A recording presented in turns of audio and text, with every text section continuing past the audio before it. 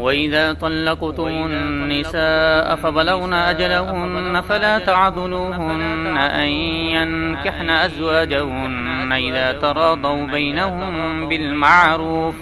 ذلك يوعظ به من كان منكم يؤمن بالله واليوم الآخر، ذلكم أزكى لكم وأطهر، والله يعلم وأنتم لا تعلمون. والوالدات يرضعن أولادهن حولين كاملين لمن أراد أن يتم الرضاعة،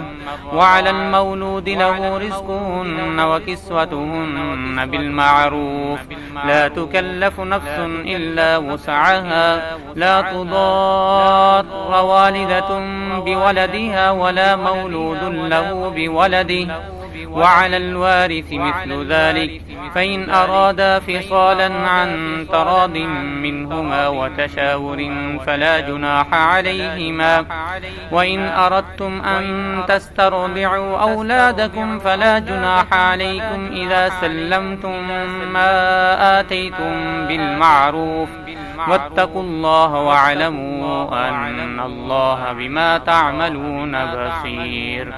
والذين يتوفون منكم ويذرون أزواجا يتربصن بأنفسهن 4 أشهر وعشرا،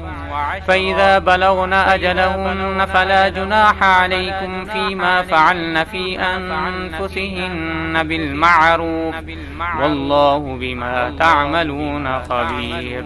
ولا جناح عليكم فيما عرضتم به من خطبة النساء أو أكننتم في أنفسكم، علم الله أنكم ستذكرونهن ولكن لا تواعدوهن سرا إلا أن تقولوا قولا معروفا، ولا تعزموا عقدة النكاح حتى يبلغ الكتاب أجله، واعلموا أن الله يعلم ما في أنفسكم فاحذروه، واعلموا أن الله غفور حليم.